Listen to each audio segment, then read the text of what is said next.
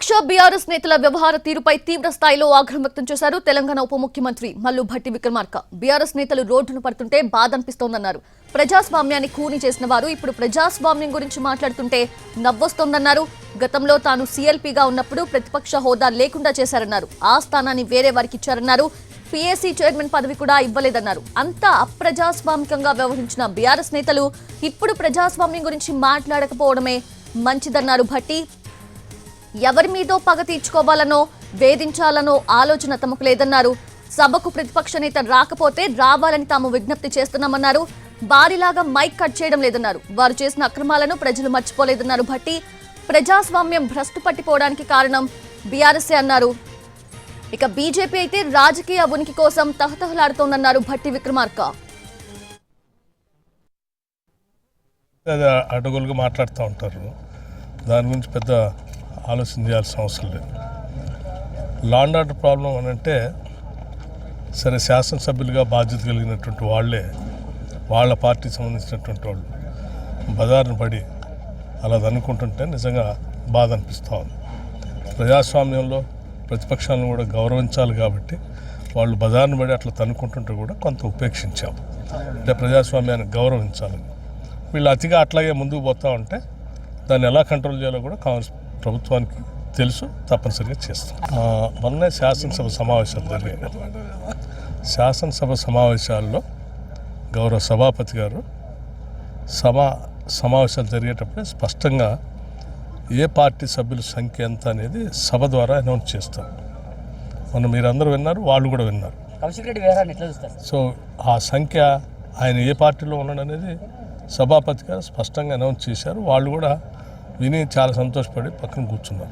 ఇవాళ మా పార్టీ కాదని అంటే ఎట్లా వాళ్ళకి ఇంకా ఏదో ప్రజాస్వామ్యాన్ని కూని చేస్తూ ఉన్నారు. మా పార్టీకి ఇంకోటి ఆయన మీ పార్టీ అనేది మీరు చెప్తూనే ఉంటారు. సభాపతి గారు కూడా అనౌన్స్ చేస్తారు.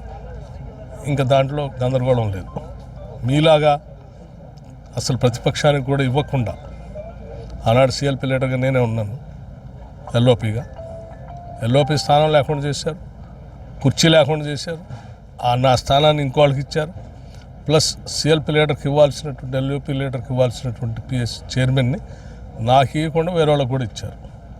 ఇదేదో 10 సంవత్సరాల క్రితం జరిగింది కాదు. ఈ వెనకంటే ముందే మీరు ఆ రకంగా పచ్చిగా ప్రజాస్వామ్యాన్ని కూని చేసి ఇంకా మళ్ళీ తౌదినమ్మా అని బయటకు వచ్చి మాట్లాడుతూ ఉంటే నవ్వుతూ ఉన్నారు జనం. దయచేసి ఎప్పటికైనా వాళ్ళు ప్రజాస్వామ్య విలువల గురించి కానీ ప్రజాస్వామ్యం గురించి మాట్లాడుకుంటుంటే మంచిది. మాకు రివెంజ్ అనేదానికి కానీ లేకపోతే ఎవరినో వేధించాలనే ఆలోచన కానీ మాకు ఎవరికి కాంగ్రెస్ పార్టీకి అటువంటి ఆలోచన ఉండదు. కాంగ్రెస్ పార్టీ ఎప్పుడు కూడా ప్రజాస్వామ్యం మనుగడ ఉండాలి, ప్రభుత్వాలు ఉండాలి, ప్రతిపక్షాలు కూడా ఉండాలని కోరుకుంటాం. అందుకే చాలా సందర్భాల్లో సభలోకి ప్రతిపక్ష నాయకుడు రాకపోతే కూడా గౌరవంగా మేమే వస్తే బాగుంటుంది, వారు వచ్చి ఆలోచన చెప్తే బాగుంటుందని కూడా చెప్పాము. వారిలాగా మీరు వస్తే మేము మైక్ కట్ చేస్తామని చెప్పలేము. ఇప్పటికైనా చేసిన తప్పిదాలకి, ఆనాడు సీఎల్పీ పైన చేసినటువంటి కుట్రకి ప్రతిపక్షాలకు సంబంధించి శాసనసభ్యులకు సంబంధించి సభాపతి గారికి కానీ వారు కానీ తీసుకున్న నిర్ణయాలన్నీ కూడా ప్రజలు ఎవరూ మర్చిపోలేదు.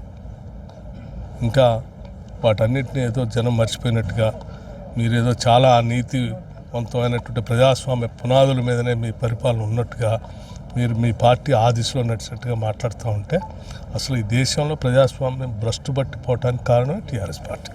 రాష్ట్రానికి నాయకత్వం వహించేటువంటి ముఖ్యమంత్రి స్థాయి లాంటి వాళ్ళు కానీ వాడాల్సిన భాషని, పరిజ్ఞానాన్ని, సాంప్రదాయాల్ని అన్నిటినీ కూడా పూర్తిగా తొంగలో తొక్కి ఒక కొత్త సంస్కృతి తెరలేపింది టీఆర్ఎస్.